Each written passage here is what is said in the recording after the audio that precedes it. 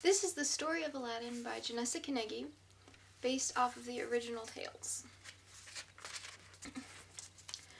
There was a little boy named Aladdin who lived with his mother and father in a hot, dry desert called Arabia. Aladdin was a very lazy boy who never did his chores. Even when his father died, he still would not obey his mother and do his work. One day, Aladdin was playing outside when a stranger came up to him. "Hello," the stranger said. "Are you Aladdin?" "Yes," Aladdin replied. The strange man smiled and said, "I am your uncle. I have been looking for you for a long time." Aladdin ran home to tell his mother. She made a nice dinner, and Aladdin's uncle came over to eat with them. The next day, Aladdin's uncle brought Aladdin some nice clothes and offered to take him into town to see the sights. Aladdin went along with his uncle, but he soon became very tired.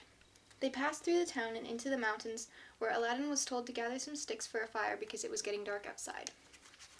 When Aladdin came back, he saw his uncle throwing magic powder onto the sand.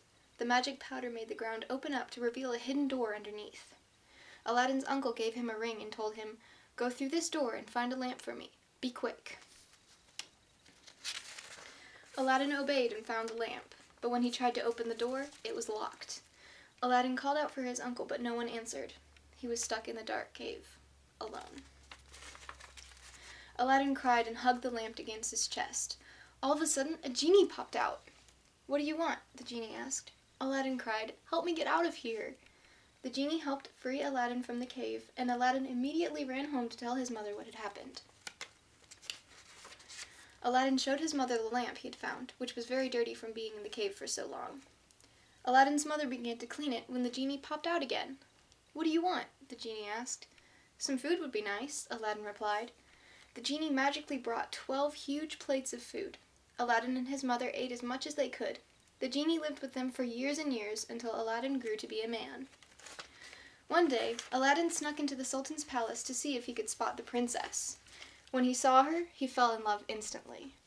Aladdin decided he wanted to marry her, so his mother went to talk to the Sultan. Aladdin's mother offered all of her jewels to the Sultan if he would let Aladdin marry the princess. But another man also wanted to marry the princess, and he argued with Aladdin's mother.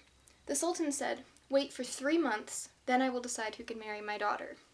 Aladdin waited and waited, but one day he heard that the other man had cheated and taken the princess to be his wife before the 3 months were up.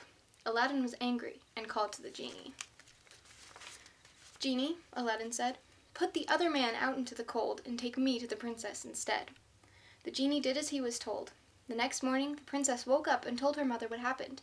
The man whom she had married said he did not want to be with her anymore because he was afraid he would be put out into the cold again. The Sultan agreed to make Aladdin the princess's wife if he would bring 40 jars of gold and jewels and 80 slaves. Aladdin called to the genie, and the genie made everything appear. Aladdin and the princess were married soon after, and Aladdin told the genie to build an enormous special palace for the princess. Aladdin was good to everyone, and everyone loved him. Meanwhile, Aladdin's uncle, the magician, heard of the palace Aladdin has built. He knew that Aladdin must still have the lamp, and he wanted it for himself. One day, when Aladdin went out hunting, the magician came to the palace and offered to trade Aladdin's lamp for a new one. The princess agreed and gave the genie's lamp to the magician. The magician called to the genie and told him to take the princess with him far away to Africa. The genie obeyed.